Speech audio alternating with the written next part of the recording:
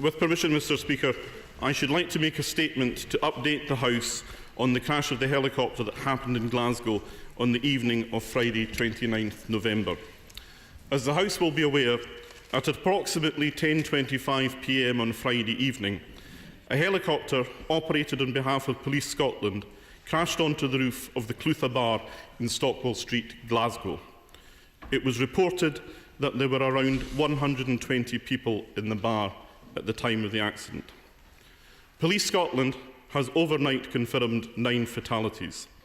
This includes the pilot of the helicopter and 2 police officers on board. A further 32 people were injured in the crash and 12 remain in hospital. 3 of these casualties are being treated in intensive care, where their condition is described as serious but stable. The search of the building continues, and it remains possible that more casualties could be found.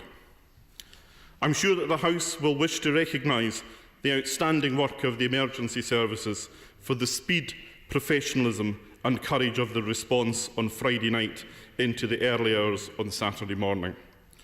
Police, fire and ambulance all responded magnificently, working in difficult and dangerous circumstances.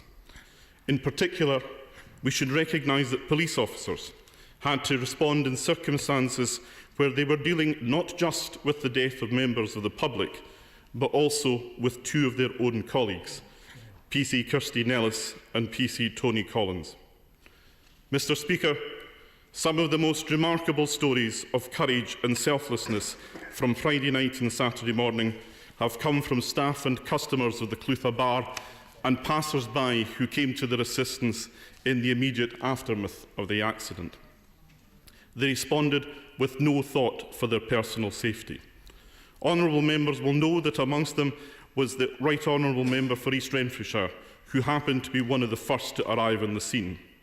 The Right Honourable Gentleman is not in the House today, as he is in the Philippines in the course of his duties as Shadow Secretary of State for International Development.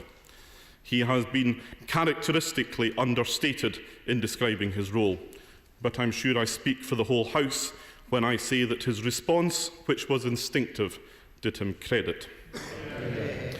In addition to meetings with members of all 3 emergency services in the command centre this morning, I also met with Councillor Gordon Matheson, leader of Glasgow City Council, in the City Chambers, where I also signed the Book of Condolence. Glasgow City Council will now take up much of the burden of caring for and comforting those affected by this incident. My Right Honourable friend, the Secretary of State for Transport, has also been in regular contact, and his department, through the Air Accident Investigation Branch, now has the duty to investigate and report on the causes of the accident. Investigations of this sort are inevitably complex and can be lengthy. I know that all those affected will be looking for answers, but the gathering of evidence, especially at this early stage, will be vital to that investigation, and I hope that the police and other investigatory agencies will be given the time and space to do their job.